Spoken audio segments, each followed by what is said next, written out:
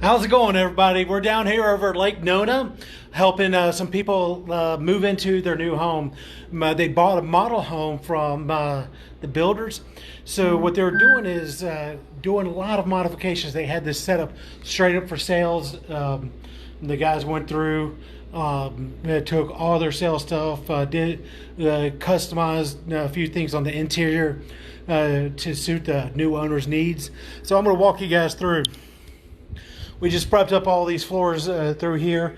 We got a lot of traffic going on in this part of the bathrooms. And it was like, we're actually on the third floor, so let's walk on down to the second floor. All kinds of construction dust all over the place. We had to patch up a bunch of walls. This is pretty cool. So here we are. Andrew's getting all the construction dust up, using our vacuum system. You see they use all tape to keep the rugs down so nobody will be tripping when they're coming in here. This is going to be tough to get up, but not really.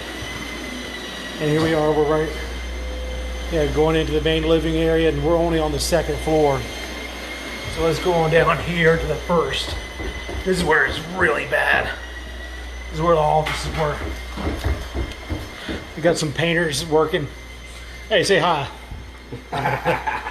Took you by surprise, man. We love social media. What's that? Oh yeah. Yeah, see, they had all sorts of sales stuff on the walls, so they had to take all that off. So, and of course, we got a lot of debris and other stuff. These builders, they love us because when they're in a pinch, and they know that a lot of repairs, modifications that needs to be done, now they always give us a call because they don't want to have to replace these floors. And so if we're good enough for the builders to make them look good in the end, we know that we can make you look good because everyone deserves a clean, healthy, beautiful environment. So make sure you give us a call. We're getting booked up pretty good. It was just by chance we were able to come out here today, but we'd love to take care of you guys.